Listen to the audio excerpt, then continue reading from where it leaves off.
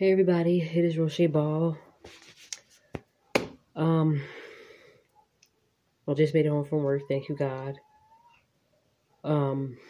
Today has been a freaking day.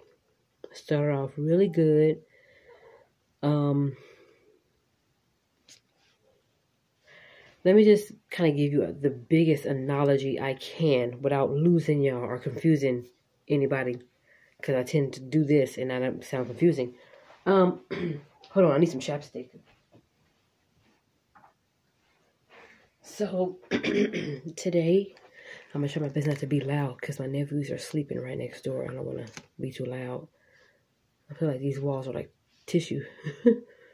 Anyway, so today, I got the biggest slap in the face, kick in the balls, stabbed in the back. Well, not stabbed in the back, but I don't know. I was totally blindsided today. Okay, so let me just give you guys this analogy. Okay, so it's kind of like when, like, I've been waiting for something for this particular thing to happen for so long, right?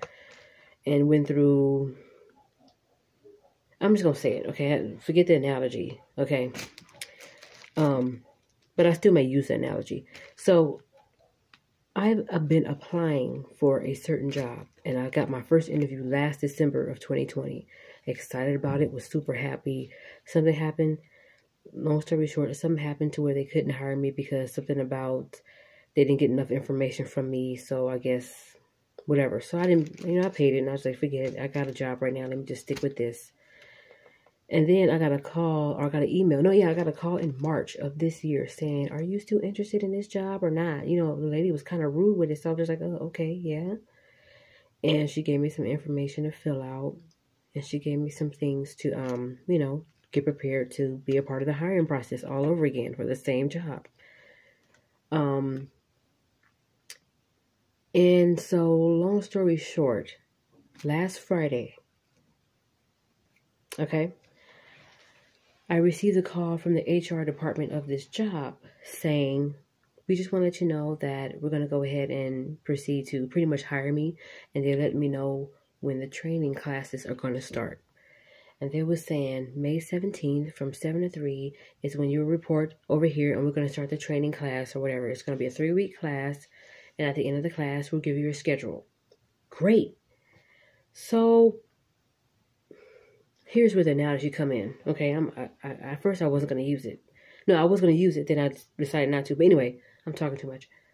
It's kind of like when you meet the man or the woman of your dreams. Y'all get to know each other. Y'all text a lot. Y'all call a lot. Y'all went out on a few dates.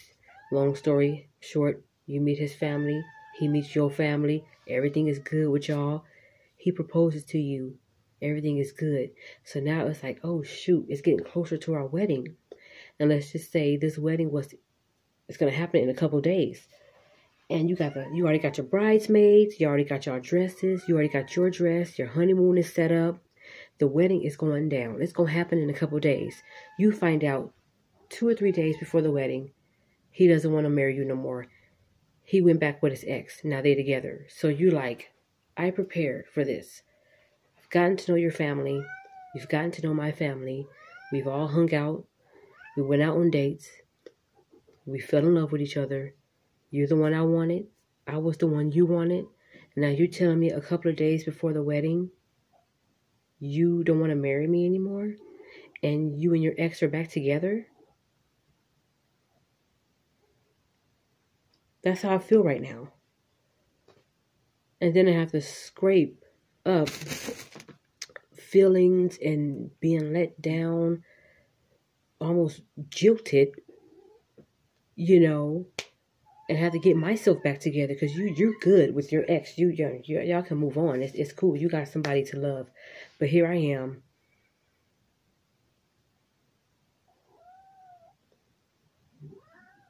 Trying to pick up the pieces by myself. And have to tell everybody that I invited to this wedding, it's canceled. He doesn't want me no more. I'm still stuck with these feelings after the excitement of telling everybody that I'm getting married. Have to turn around and tell everybody I'm no longer getting married The wedding is off, and we're no longer together. He went back with his ex, and they're not happily ever after, and I'm here by myself with nothing, and have to pick up the pieces and start my life back over. That's how I felt today. Woke up this morning, had plans. Oh, I gotta finish getting my wedding together. I gotta finish preparing for this job that I'm about to start on the 17th, which is this Monday. And got that call saying that they can't proceed. So I got on the phone with the HR department and say, if you knew that my background, pretty much, why couldn't you wait until everything was good before you gave me the start date? Aren't that what you're supposed to do as the HR department, or anybody who's a part of hiring, or anybody who's in charge of hiring? You should make sure that everything that needs to be cleared with that person's background or whatever, you got to make sure everything is clear before you give that person a start date. I received this start date last Friday. I believe it was the 7th. To prepare for the 17th, my first official start date, that wedding. Just to find out today, almost a week later, after going through all that stuff I went through, giving this lady all of this information about my previous jobs and my references and, all kind of stuff, making copies of my ID, birth certificate, all kind of stuff. Because I'm like, this job, I'm like, yeah, I'm getting married. So let me prepare for this. I'm about to have a new job, my dream job, finally. Something that I wanted since December 2020 is finally going to happen to me. And I knew that the background check and all that was going to take a while. So let me go ahead and just work somewhere until that comes along. And a couple days before this wedding, if you guys can stay with me, a couple days before starting my first day on the new job, even if it's for training first, you're telling me a couple days before, we can't hire you. So yes, I spoke with the HR department and I said to this person, why didn't you wait till all my information that you needed was cleared before you gave me the start date? You gave me the start date first. Got my hopes up. I'm banking on this job. This job is going to set me up. Just to find out you can't hire me a couple days before I start?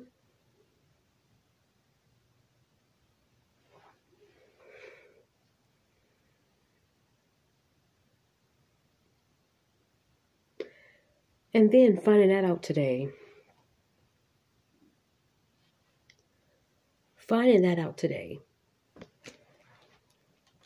I'm working now.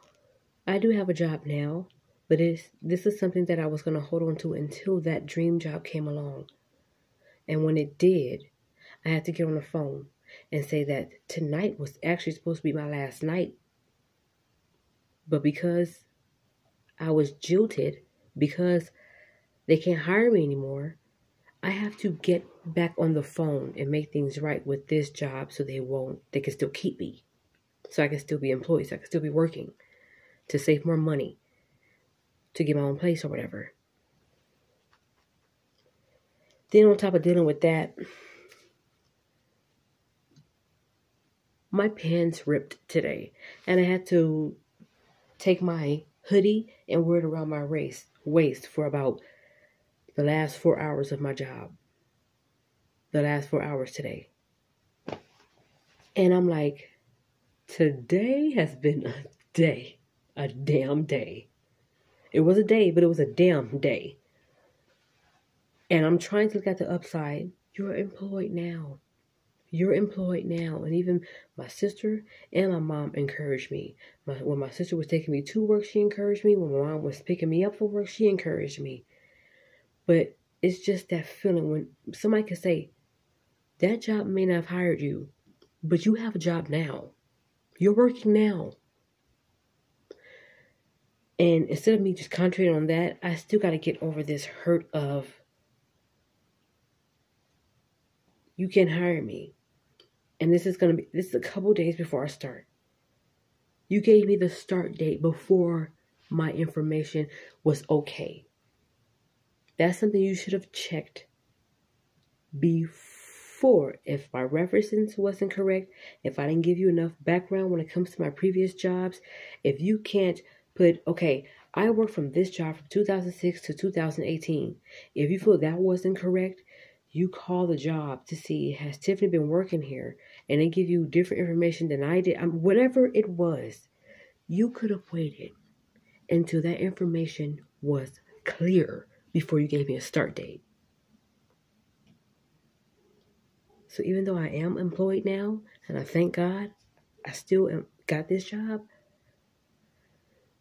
something still kind of hurts a little bit. And until I get over it, I'll still keep replaying what happened in my mind. Like, are you freaking kidding me? I woke up this morning so happy, went to the doctor to get some test results.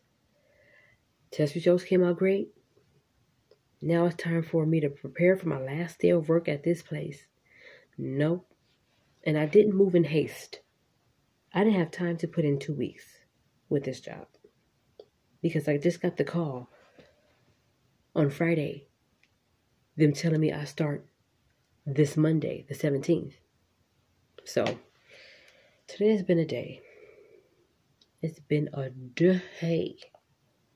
It's been a damn day. And I would have walked around with a big old hole in the middle of my jeans. I would have walked around with my inner thighs touching and showing to everybody at work and being embarrassed about that. I'd rather have gone through that than to gone through that humiliation of getting prepared for a new job that now I'm not going to be hired to go to.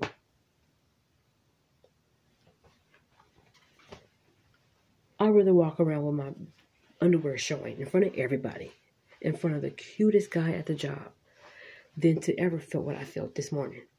I was so uneasy doing the whole shift. But then trying to shake it and concentrate it because I was working with someone and we had to talk to each other. So I didn't want to be so into my thoughts to where I'm like, and then if he came over to talk to him, like, yeah. Because of course, when I don't like something, when something's making me angry, when something is said and don't say, when I dislike a person, whatever it is, I do show it. And that's not always good. And I understand that. But I was so down today. I almost didn't eat my lunch. And I didn't finish my lunch. I don't like when people say one thing and their word is for sure. And they're reassuring you, yes, it's going to happen. So when it gets closer to that time, you're like, oh, yes, this is going to happen today. You get that call, you get that email, you get that person. Let me bust your bubble real quick. It is not happening. But what about all the preparation I did for this thing?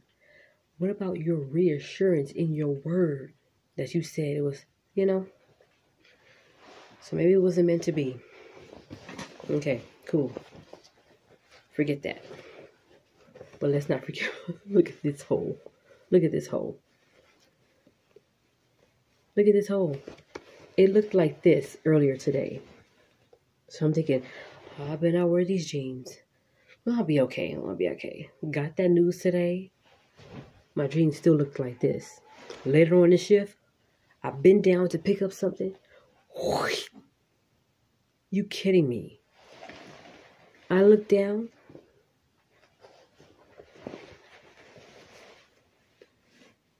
Okay.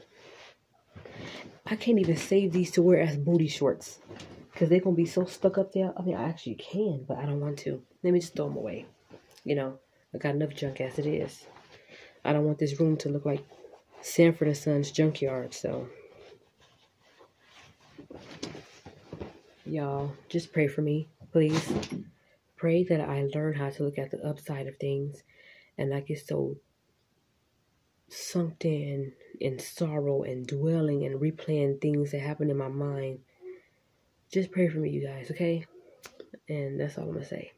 Good night.